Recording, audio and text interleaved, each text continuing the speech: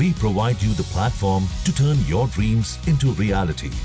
Give wings to your aspirations with KR Mangalam University.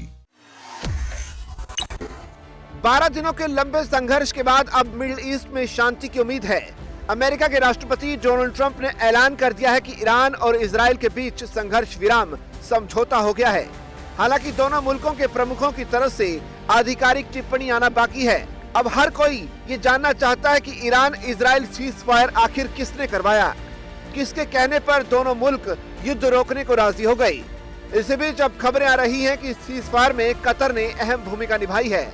Iran और Israel के बीच करीब 2 सप्ताह से खूनी संघर्ष जारी है।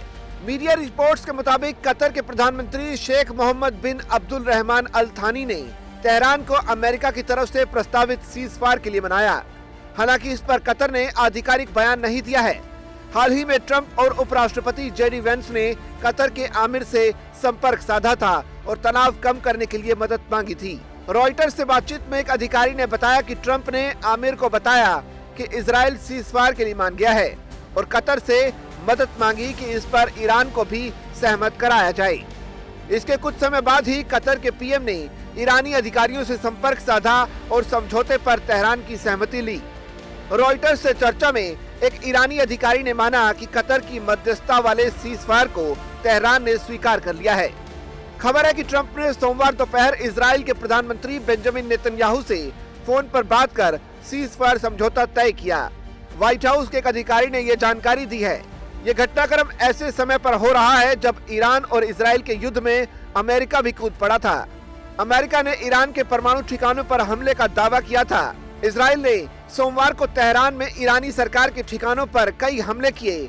वहीं इजरायली सेना ने पुष्टि की कि उसने ईरान के फोर्डो संवर्धन प्रतिष्ठान तक पहुंच को बाधित करने के लिए उसके आसपास की सड़कों पर हमला किया। फोर्डो संवर्धन प्रतिष्ठान रविवार को अमेरिका द्वारा निशाना बनाए गए 3 परमाणु प्रतिष्ठानों में से एक था। ईरान ने भी इजराइल पर मिसाइल और ड्रोन से हमले किए। ईरान ने इजराइल पर हमले अमेरिका द्वारा एक दिन पहले ईरानी परमाणु प्रतिष्ठानों को निशाना बनाकर किए गए हमलों के बाद किए।